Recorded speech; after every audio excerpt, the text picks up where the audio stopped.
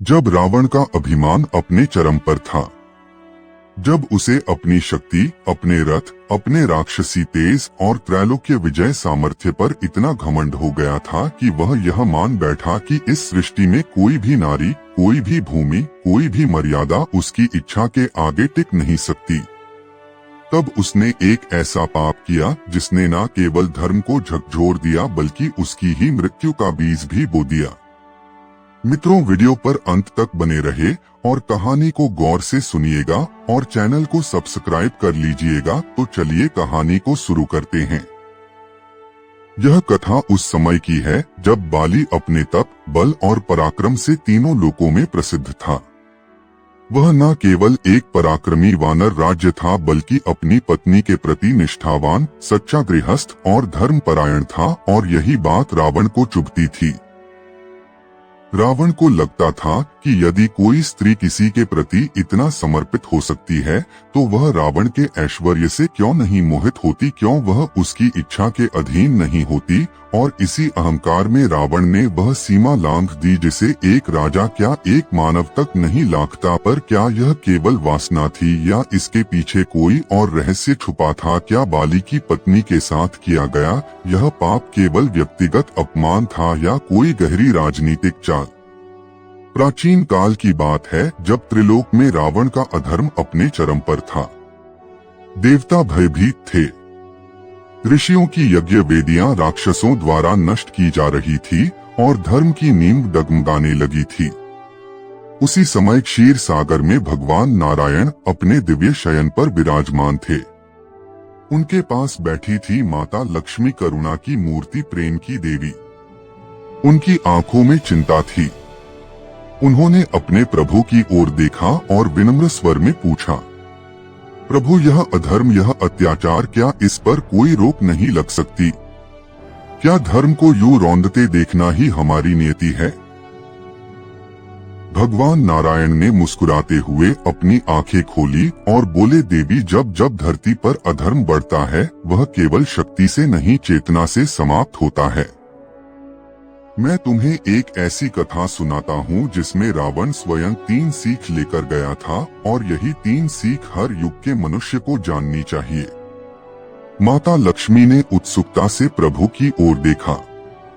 तब श्री हरि बोले, रावण केवल युद्ध में पराजित नहीं हुआ, वह अपने भीतर की 3 भूलों के कारण नष्ट हुआ, और जो कोई इन 3 भूलों को अपनाएगा उसका पतन निश्चित है। प्राचीन समय की यह पावन कथा है। एक समृद्ध नगर में एक श्रद्धालु और प्रतिष्ठित सेठ रहता था। वह न केवल धनवान था बल्कि उसका यश दूर दूर तक फैला हुआ था। किंतु उसके जीवन की सबसे अनमोल संपत्ति थी उसकी इकलौती पुत्री सौम्या। वह कन्या केवल रूपवती ही नहीं बल्कि सुशील, विनम्र और सभी सद्गुणों से युक्त थी। सेठ अपनी बेटी से अत्यंत प्रेम करता था और उसके भविष्य के लिए सदा चिंतित रहता था। समय बीतता गया और जैसे जैसे सौम्या सयानी होती गई, सेठ की चिंता गहराती गई। वह सोचता, जब मेरी बेटी विवाह योग्य होगी तब मुझे उसके लिए एक योग्य धर्मात्मा और सदाचारी वर खोजना होगा। उस युग की परंपरा थी कि घर के बुजुर्ग स्वयंवर देखने नहीं जाते थे। यह कार्य विद्वान ब्राह्मणों और विश्वसनीय नाइयों को सौंपा जाता था। सेठ ने भी यही किया। उसने नगर के ज्ञानी ब्राह्मणों और नाइयों को बुलाया और अपनी कन्या के विवाह के बारे में बताया। मेरी सौम्या न केवल सुंदर है बल्कि सभी गुणों की खान है। मैं चाहता हूं कि उसके लिए ऐसा ही योग्य सद्गुणों से युक्त वर मिले। सेठ ने एक सुंदर पत्र लिखवाया और ब्राह्मणों व नाइयों को सौंपते हुए कहा, इस पत्र को लेकर नगर नगर देश घूमो और मेरी बेटी के योग्य ऐसा वर खोजो जो कुलीन, सुशील और सज्जन हो। ब्राह्मण और नाई इस कार्य में जुट गए। वे हर नगर, हर राज्य में गए। सज्जनों से मार्गदर्शन लिया किंतु भाग्य उनकी परीक्षा ले रहा था। जब कोई सुंदर और गुणी युवक मिलता तो उसके परिवार में कोई दोष होता, और जब कोई कुलीन परिवार मिलता तो उसमें योग्य वर नहीं होता। यह खोज एक तपस्या बन गई थी। क्योंकि सौम्या केवल सुंदर नहीं, एक जीवित देवी के समान थी। कई नगर और राज्य पार करने के बाद वे एक ऐसे नगर में पहुंचे जहां एक सत्कर्मी परिवार रहता था। वह परिवार भले ही धन में सीमित था, पर उनके संस्कार और व्यवहार निर्मल थे। उस परिवार में एक युवक था, धर्मपाल, रूपवान, विनम्र और परम सज्जन। उसकी आंखों में सच्चाई थी और उसके आचरण में धर्म बसता था। ब्राह्मण ने सोचा, यह परिवार भले ही धनवान ना हो, पर इनका तेज और मर्यादा अनमोल है। यही वह वर है जिसकी हमें खोज थी। उन्होंने साहस कर उस परिवार से प्रस्ताव रखा। परिवार ने विनम्रता से प्रस्ताव स्वीकार किया और विवाह की तिथि शुभ मुहूर्त में निश्चित हो गई। सेठ को जब यह समाचार मिला तो उसके हृदय में प्रभु का आभार उमड़ पड़ा गया। मंगल गीत गाए जाने लगे और मानो देवी लक्ष्मी स्वयं वहां वास करने लगी थी। उधर धर्मपाल के घर में भी उत्साह था। हर सदस्य प्रभु का नाम लेते हुए तैयारियों में जुटा था। किंतु प्रभु की लीला कौन समझ सकता है। विवाह के दिन जैसे जैसे नजदीक आए, एक अनहोनी घटना घट गई। धर्मपाल जिसे वर चुना गया था, उसके साथ एक भयंकर दुर्घटना हो गई। उसकी एक आंख की ज्योति चली गई। यह समाचार पूरे परिवार को मिला के लिए दुख का कारण बन गया। विवाह का दिन नजदीक था, पर आनंद की जगह चिंता ने ले ली। परिवार के सबसे वृद्ध और ज्ञानी धर्मपाल के दादाजी ने सबको धैर्य बंधाया। उन्होंने कहा, प्रभु पर भरोसा रखो, हम एक उपाय करेंगे। हम रास्ते में एक सज्जन युवक को खोज लेंगे। उसे कुछ धन देकर विवाह के लिए दूल्हा बनाएंगे। विवाह के बाद सत्य प्रकट कर बहू को प्रेम पूर्वक घर लाएंगे। बारात संकोच और हजारों भावनाओं के साथ जंगलों और पथों से आगे बढ़ी। बैलों की घंटियों की मधुर ध्वनि और रथों की खड़खड़ाहट वातावरण में गूंज रही थी। तभी बारात एक घने वन में पहुंची। वहां एक वृक्ष के नीचे एक तेजस्वी युवक कुमुद विश्राम कर रहा था। उसके मुख पर अलौकिक शांति थी, मानो प्रभु ने उसे वहां भेजा हो। दादाजी ने उसे जगाया और पूछा, वत्स तुम कौन हो, इस वन में क्या कर रहे हो? कुमुद ने विनम्रता से उत्तर दिया, मैं एक साधारण मनुष्य हूँ, कुछ कारणों से यहाँ ठहरा हूँ। दादाजी ने मुस्कुराकर कहा, प्रभु ने तुम्हें हमारे लिए भेजा है, हमारे साथ चलो। तुम्हें एक रात के लिए दूल्हा बनना होगा। बदले में हम तुम्हें एक स्वर्ण मुद्रा देंगे। कुमुद पहले संकोच में था, पर बारातियों के प्रेम और आग्रह ने उसे मना लिया। उसे दूल्हे के रूप में सजाया गया और पालकी में बैठाया गया। जब बारात सेठ के घर पहुंची तो मानो स्वर्ग धरती पर उतर आया। ढोल नगाड़ों की मधुर ध्वनि, मंगल गीत और आनंद का वातावरण था। सौम्या के माता पिता ने कुमुद को देखा तो उनके नेत्र गर्व से भर गए। सौम्या ने भी झरोखे से अपने होने वाले पति को देखा और उसके हृदय में मधुर लहर दौड़ गई। विवाह वैदिक मंत्रों के साथ संपन्न हुआ। यह केवल दो शरीरों का नहीं, दो आत्माओं का मिलन था। सेठ भाव विभोर हो प्रभु को धन्यवाद देता रहा, पर सौम्या को यह नहीं पता था कि पालकी में बैठा युवक एक अजनबी है, जिसे केवल एक रात के लिए दूल्हा बनाया गया है। विवाह की रस्में पूरी होने के बाद सौम्या और कुमुद को अटारी पर एकांत में भेजा गया। जब कुमुद ने सौम्या को देखा, उसका सौम्य चेहरा, उसकी मासूम मुस्कान, वह स्थिर रह गया। उसे लगा कि इस कन्या को ठगना पाप होगा। वह सोचने लगा, यह नारी मुझे अपने जीवन का पति मान चुकी है। यदि मैं इसका विश्वास तोड़ दूं तो यह कहां जाएगी? सौम्या के मन में भी संदेह उठने लगा। कुमुद का मौन उसे व्याकुल कर रहा था। उसने साहस कर पूछा, महाराज क्या मैं आपके योग्य नहीं हूँ? कुमुद का हृदय कांप उठा। उसने स्नेह से कहा, नहीं देवी, तुम ईश्वर की अनुपम रचना हो। पर उसकी आंखों की उदासी सौम्या को छिपी ना रही। रात गहराने लगी। कुमुद ने सोचा, मैं इस रात को पवित्र संवाद में बिताऊंगा ताकि इस नारी का मान सुरक्षित रहे। उसने बहाना बनाया, प्रिय मुझे भूख लगी है, क्या कुछ खाने को मिलेगा? सौम्या व्याकुल हो गई। उसने सोचा, मेरी सुहागर रात है और मेरे स्वामी भूखे हैं। अटारी पर केवल कुछ पुराने चावल थे और अग्नि के लिए कोई लकड़ी नहीं। सौम्या ने अपने वस्त्रों को ही ईंधन बनाया और प्रेम से चावल पकाए। कुमुद ने जब यह देखा तो उसका हृदय भर आया। मैं केवल एक किराए का दूल्हा हूँ और यह देवी मेरे लिए सर्वस्व अर्पित कर रही है। सौम्या ने चावल परोसे और कुमुद हर निवाले के साथ सोचता रहा, इस कन्या का क्या होगा जब मैं चला जाऊंगा? सौम्या ने फिर पूछा, क्या आप कुछ छिपा रहे हैं? कुमुद ने स्नेह से कहा, नहीं प्रिय, बस कुछ बातें हैं जो मैं नहीं बता सकता। प्रभात होने को था। सौम्या थक कर गहरी नींद में सो गई। कुमुद ने उसके चेहरे को हृदय में बसा लिया, आंसू पोंछे और चुपचाप अटारी से उतर गया। बारातियों ने उसे स्वर्ण मुद्रा दी और कहा, अब चले जाओ और कभी इस ओर मत आना। कुमुद ने अंतिम बार उस घर की ओर देखा जहां उसकी एक रात की वधू सो रही थी और भारी मन से आगे बढ़ गया। प्रभात में विवाह की रस्में पूरी हुई। सौम्या की विदाई की तैयारियां शुरू हो गई। हर आंख नम थी। सौम्या पालकी में बैठी पर उसका मन मिलन और विरह के बीच उलझा था।